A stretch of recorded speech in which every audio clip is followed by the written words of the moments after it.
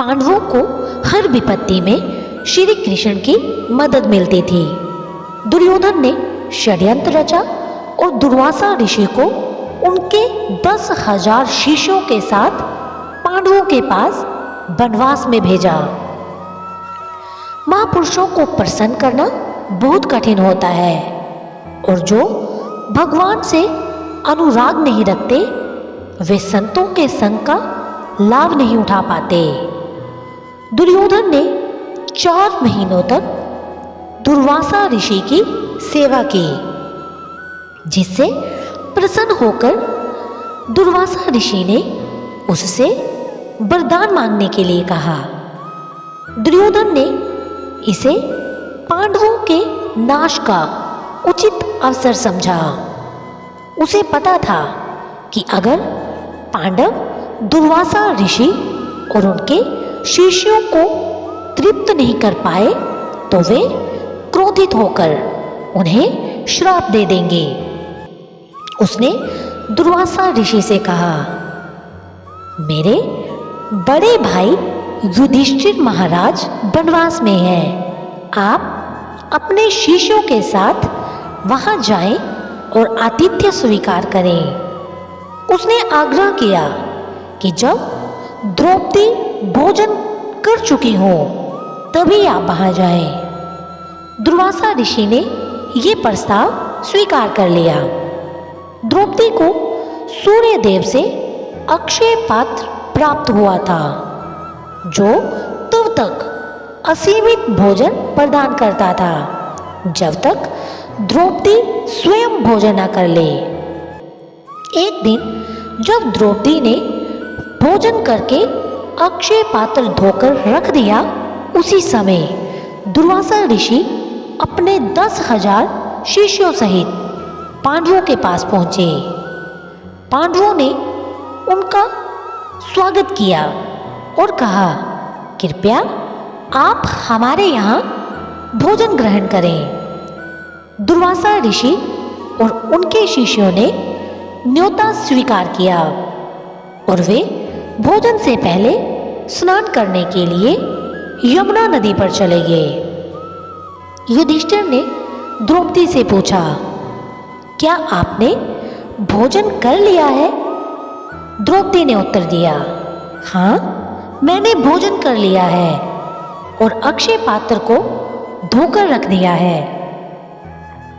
यह सुनकर युधिष्ठिर चिंतित हो गए।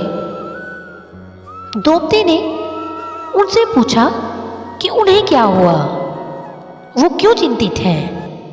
युधिष्ठिर ने कहा, बाहर दुर्वासा ऋषि और उनके 10,000 शिष्य भोजन के लिए आने वाले हैं। अगर वे तृप्त न हुए तो क्रोधित होकर हमें श्राप दे सकते हैं। द्रौपदी ने कहा, आप एक पात्र पर इतना विश्वास कर रहे हैं, लेकिन पूरे संसार का पालन करने वाले श्री कृष्ण हमारे साथ हैं। वे हमें इस संकट से अवश्य बचाएंगे। फिर द्रौपदी ने श्री कृष्ण को आर्त भाव से पुकारा, हे श्री कृष्ण। श्री कृष्ण तुरंत ही मुस्कुराते हुए वहां प्रकट हो गए। उन्होंने आते ही कहा, मुझे बहुत भूख लगी है, मुझे कुछ खाने को दो। द्रौपदी ने कहा, प्रभु, मैंने आपको इसी समस्या के समाधान के लिए पुकारा है, लेकिन इस समय यहाँ कुछ भी खाने को नहीं है। मैंने अक्षय पात्र को धोकर रख दिया है। श्री कृष्ण ने कहा, पहले मुझे खाने को कुछ दो, बाकी बातें बाद में करेंगे। द्रौपदी ने कहा, प्रभु, मेरे लिए ये सौभाग्य की बात है कि आप मुझसे कुछ खाने को मांग रहे हैं, लेकिन यहाँ अब कुछ भी उपलब्ध नहीं है। फिर भी श्री कृष्ण ने उन्हें अक्षय पात्र लाने को कहा। श्री कृष्ण ने उस धुले हुए अक्षय पात्र से अन्न का एक दाना निकाल लिया। श्री कृष्ण सर्वसमर्थ हैं। वे कुछ भी करने में सक्षम हैं। कोई साधारण स्त्री भी जूठा पात्र इस तरह नहीं धोएगी कि उसमें कुछ अन्न शेष रह जाए। और द्रौपदी तो परम पतिव्रता और यज्ञ से प्रकट हुई देवी थी। साथ ही सूर्य देव ने जब द्रौपदी को अक्षय पात्र दिया था तो कहा था कि उनके भोजन खा लेने के बाद उस दिन के लिए कोई भी अन्न उसमें नहीं बचेगा। ये सब श्री कृष्ण का एक चमत्कार था जो पांडवों की रक्षा के लिए उन्होंने किया था। श्री कृष्ण ने वो अन्न का दाना खाया और कहा, इससे तो पूरा विश्व तृप्त हो जाएगा। दुर्वासा ऋषि की तृप्ति और वरदान। जैसे ही श्री कृष्ण ने वो अन्न का दाना खाया, दुर्वासा ऋषि और उनके शिष्यों का पेट भर गया।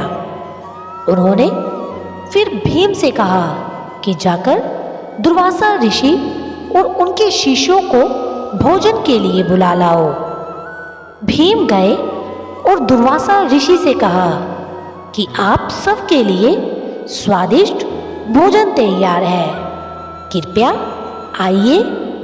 दुर्वासा ऋषि ने कहा, हम सबका पेट इतना भर गया है कि अब एक घूंट पानी की भी जगह नहीं है।